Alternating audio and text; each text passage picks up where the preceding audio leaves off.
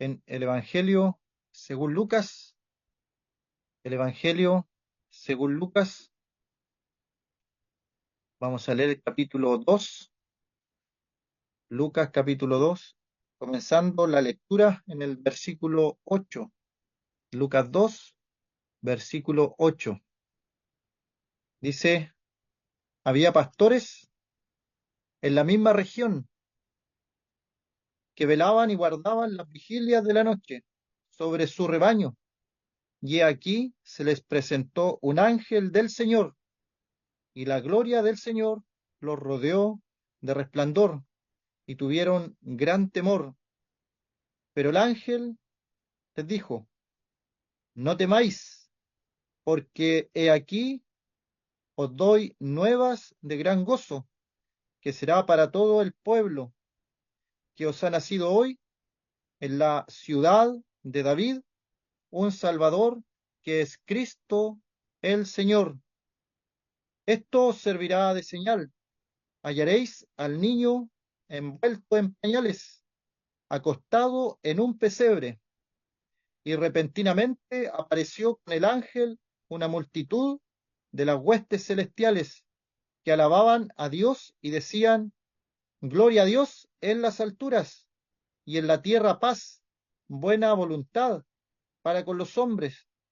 Sucedió que cuando los ángeles se fueron de ellos al cielo, los pastores se dijeron unos a otros, pasemos pues hasta Belén y veamos esto que ha sucedido y que el Señor nos ha manifestado. Vinieron pues apresuradamente y hallaron a María y a José, y al niño acostado en el pesebre, y al verlo dieron a conocer lo que se les había dicho acerca del niño, y todos los que oyeron se maravillaron de lo que los pastores les decían. Pero María guardaba todas estas cosas, meditándolas en su corazón. Y volvieron los pastores glorificando y alabando a Dios por todas las cosas que habían oído y visto, como se les había dicho. Hasta ahí la lectura de la palabra del Señor. Es un pasaje conocido, casi siempre en época de Navidad lo tomamos, específicamente en la frase que se dice de mala forma. Se pronuncia, se repite y se dice no como está en la Biblia. Y es la frase, gloria a Dios en las alturas y en la tierra paz, buena voluntad para con los hombres. La mayoría de las personas cita este versículo diciendo, paz en la tierra a los hombres de buena voluntad. Pero el versículo no dice de esa forma. En la tierra paz, buena voluntad para con los hombres. Y esta buena voluntad, esto que se estaba deseando en la tierra paz, era porque iba a venir el príncipe de paz. El príncipe de paz venía a este mundo, nacido de mujer. Gálatas 4, versículo 4, cuando vino el cumplimiento del tiempo, Dios envió a su Hijo, nacido de mujer y nacido bajo la ley. El Señor Jesucristo nació en el tiempo exacto, ni antes ni después. Estaba todo determinado por el consejo, el anticipado consejo, cada una de las cosas que el Señor pasó, cada una de las cosas que no dependían de él tampoco. El nacimiento es un caso. Estaba profetizado que nacería en la ciudad de Belén. Eso no dependía de él. Y se realizó el censo y sus padres, que eran de Nazaret, tuvieron que ir a la ciudad de Belén para ser censados. Así que no dependía de él. Y ahí cumple la profecía. Y así varias profecías se fueron cumpliendo en nuestro Señor. Y el evangelista Mateo, en más de una oportunidad, menciona la siguiente frase. después de un suceso, un acontecimiento que el Señor Jesucristo realizara, dice la frase, para que se cumpliese lo dicho por el profeta. Así que el Señor Jesucristo es el cumplimiento a las profecías que estaban escritas desde la antigüedad. Los profetas profetizaron de él y él cumplió aquellas profecías. Y una frase también que se repite, no temas, no temáis, porque aquí doy buenas de gran gozo, que será para todo el pueblo. ¿Cuál eran las nuevas que iba a ser para todo el pueblo? Las buenas noticias que traía el ángel para todo el pueblo. ¿Acaso sería el nacimiento de una religión o una congregación determinada o el nacimiento de un nuevo imperio, lo que traería paz a la tierra, lo que traería buena voluntad para con los hombres, era estas buenas noticias nuevas de gran gozo, que será para todo el pueblo, sin discriminación alguna. No era solamente para la clase dominante, para la clase alta, no era tampoco para el bajo pueblo, dejando afuera a la clase alta, era para todo el pueblo, sin discriminación alguna, porque Dios no hace acepción de personas, Él no discrimina por raza, color de piel, nacionalidad o cuánta cantidad de dinero tenemos, Él no hace discriminación. ¿Hay una discriminación que Dios hace? Sí, ¿cuál es esa discriminación? Él separa el mundo en dos clases de personas. La primera, los que creen. La segunda, los que rehúsan creer o los que rechazan el Evangelio. Y ahí sí hay una discriminación.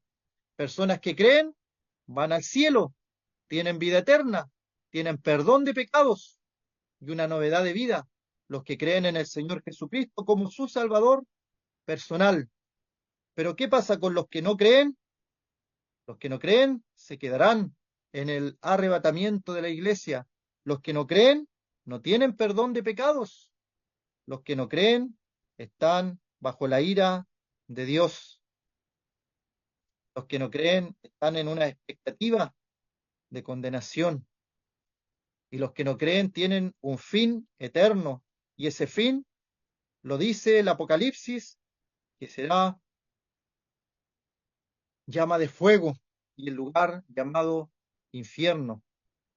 Lamentablemente son lugares reales que la gente incluso a veces se burla.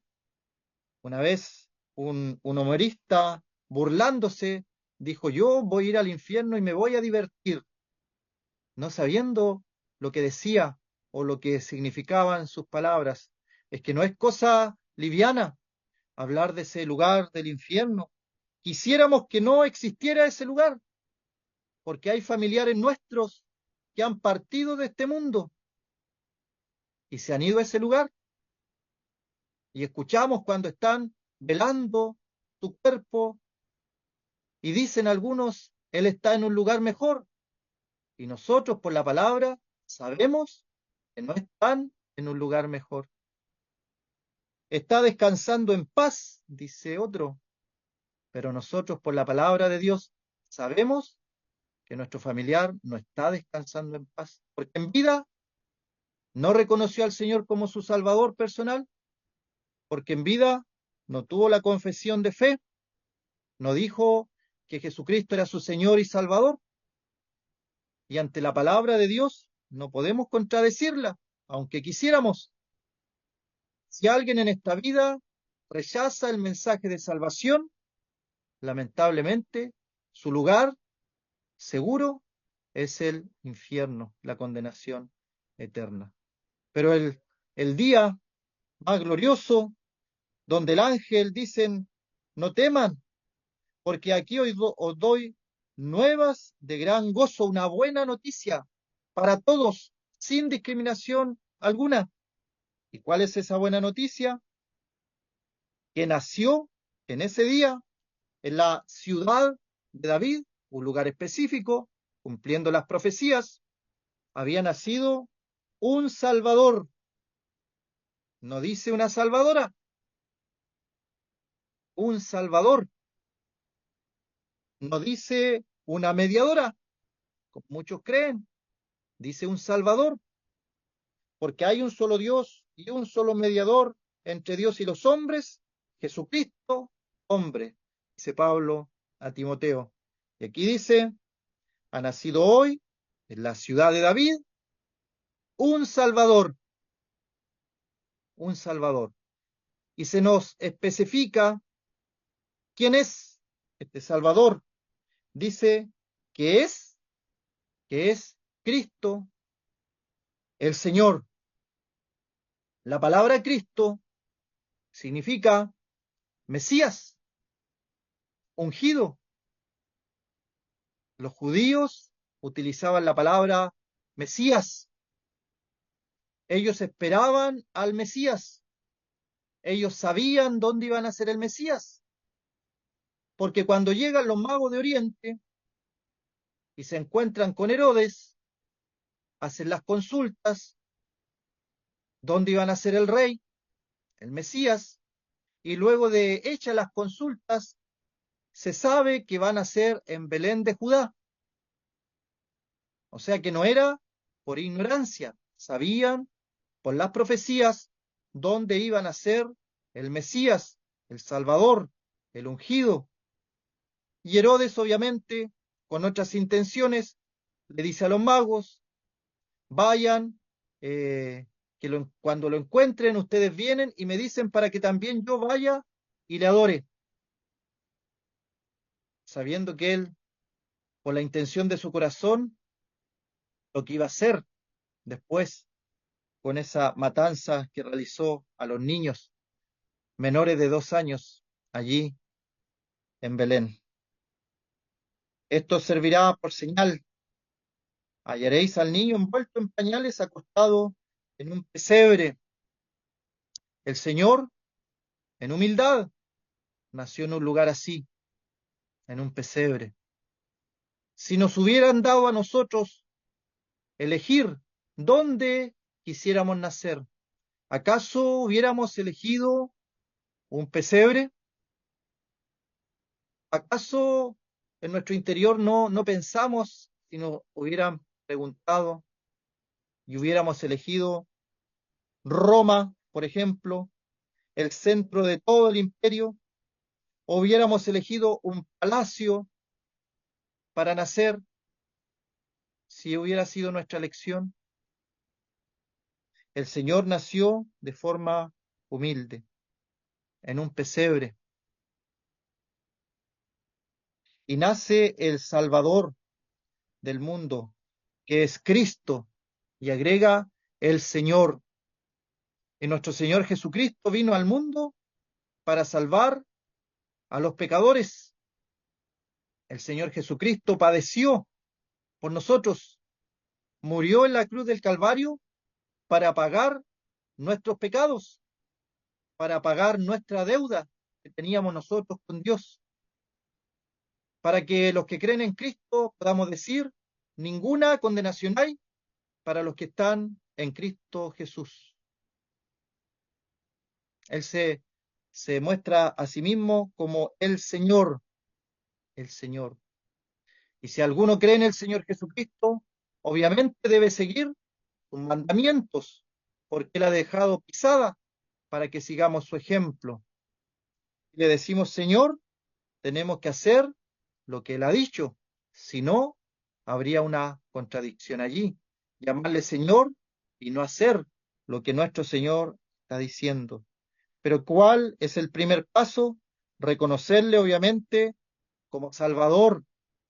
El Señor Jesucristo quiere ser tu Salvador, el que perdona tus pecados, el que te hace vivir tranquilo, sin ninguna condenación para los que están en Cristo Jesús. Y por eso es una noticia, como dice el versículo 10, nuevas de gran gozo, nuevas de gran gozo, una noticia buena, una noticia grandiosa, una noticia de gozo. Los que creen en el Señor Jesucristo son salvados. Pero como dice Juan 3, los que rehúsan creer no verán la vida, sino que la ira de Dios está sobre él. Es la invitación que hacemos siempre. Cree, cree en el Señor Jesucristo, serás salvo. Que el Señor bendiga su palabra.